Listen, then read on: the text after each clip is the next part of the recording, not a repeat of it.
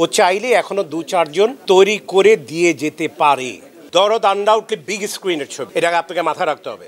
আমি তার প্রতি সবসময় আমার দোয়া থাকবে এবং আমি সবসময় চাইবো সেই জায়গাটাকে সুন্দর করে ধরে রাখুক। আমি যখন সত্য কথা বলবো, আমি পৃথিবীর কাউকে কেয়ার করি না। যেমন অনেকে বলে এইটা আপনি বলছেন ঠিক বলেন, কিন্তু পরবর্তীতে দেখা গেছে যে আমি যেটা বলেছিলাম সেটাই রাইট। সো ফিল্মের জন্য আমাকে যখন যে কেউ ডাকবে, সেটা সাকিব যদি বলে রুবেল ভাই আপনাকে যাবো একটু আমরা কথা বলতে হবে, I am ready to work. আচ্ছা, আমি আরেকটি প্রশ্ন করি, সেটি হচ্ছে শাকিব খান যে এখন যেই অ্যাকশন ছবিগুলো করছে, এই অ্যাকশন ছবিগুলো কি আপনার করার কথা ছিল নাকি? আমি দেখেন সাকিব আমার ছোটো ভাই, অনেক ওকে আদর করি, আবার 2-1 সময় সত্যি কথা আমি সাকিবের ব্যাপারে অনেক সত্যি কথা বলে দিয়েছি। বাট আজকে একটা চমৎকার দিন, আমি তার ব্যাপার নিয়ে কোনো কথা আমি বলতে চাই না। আমি শুধু বলবো সেই যে অবস্থানটা, আমি বিশ্বাস করি উপরা আল্লাহর অবশ্যই তার আশীর্বাদ পুষ্ট আছেন, নাহলে আল্লাহ তাআলা তাকে সেই জায়গায় নিতেন না। আমি তার প্রতি সবসময় আমার দোয়া থাকবে এবং আমি সবসময় চাইবো সেই জায়গাটাকে সুন্দর করে ধরে রাখুক এবং এটাকে যাতে আরও ছড়িয়ে দেওয়া যায়। আরও আমার শুধু তার কাছে এটুকুই প্রত্যাশা যে তুমি যেহেতু একটি ভালো জায়গায় আছো, তুমি 2-4 জনকে তৈরি করে যাও। বিকজ আমি বিশ্বাস করি কোনো মানুষের জীবনে চিরস্থায়ী না। তোমাকে আজ হোক কাল হোক একটি সময় ছেড়ে যেতে হবে। তুমি 2-4 জনকে তৈরি করে যাও যাতে করে তারা এই জায়গাটার অবস্থানটা আবার একটা সুন্দর জায়গায় নিয়ে যেতে পারে। এইটুকু শুধু তার কাছে প্রত্যাশা। ভাইয়া ছবিটা আসলে সুপার ডুপার বাম্পার ফ্লপ হয়েছে, দরদ আমরা জানি। সিনেমা হলের মালিকরা, তাদের ইন্টারভিউ আমি নিয়েছি অলরেডি, তারা বলেছে যে আমাদের যে 4 লাখ 5 লাখ করে যে টাকাটা নেওয়া হয়েছে রেন্টাল, যেটি আপনি সে জানেন, সে টাকাটা তো উঠে আসেনি, বরং বাম্পার ফ্লপ।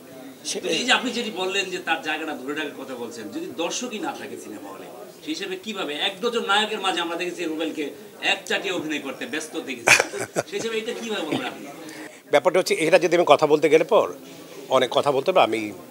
আমি আসলে ইন ট্রু সেন্স কারো কোনো সমালোচনা করতে চাই না। আমি এটা নিয়ে এর আগে আমি অনেকবার কথা বলেছি। আমি কাউকে ভয় পাই না, because I don't care anyone, because while I am speaking the truth, আমি যখন সত্য কথা বলবো, আমি পৃথিবীর কাউকে কেয়ার করি না। বিকজ অনেকে এটা ভুল বোঝে, যেমন অনেকে বলে এইটা আপনি বলছেন ঠিক বলেন, কিন্তু পরবর্তীতে দেখা গেছে যে আমি যেটা বলেছিলাম সেটাই রাইট।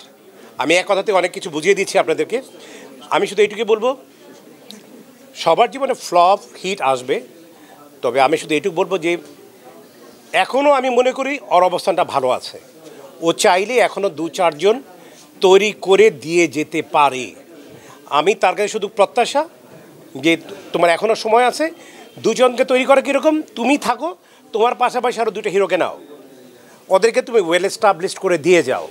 সারা জীবন এই ছেলেগুলা তোমার কথা মনে রাখবে। আমি মনে করি সাকিবের সেই সময়টি এখনও আছে। আচ্ছা, সেই ক্ষেত্রে আমি যেটা বলছিলাম যে দরদ সিনেমা কি ব্ল্যাক মানি আসবে, সেটার জন্য কি দরদ সিনেমার কি মার খেয়েছে?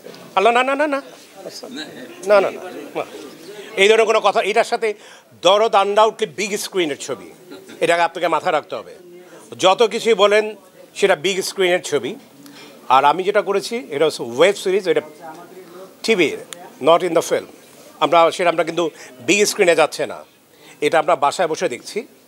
ব্ল্যাক মানি আমরা সবাইকে আমন্ত্রণ জানাচ্ছি, আপনারা দেখেন, ভালো লাগবে।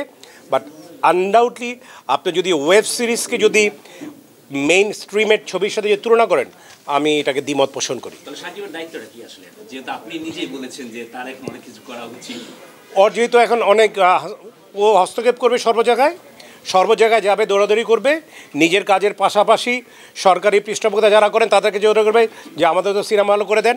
ও প্রয়োজন বোধে ও সবাইকে বলবে চলো না আমরা একসাথে আগাই। I am the last person, ফিল্মের জন্য আমাকে যখন যেইভাবে ডাকবে I am ready to do it. Because আজকের আমি যে রুবেল, আমার আজকে যা কিছু সব আমাকে ফিল্ম দিয়েছে।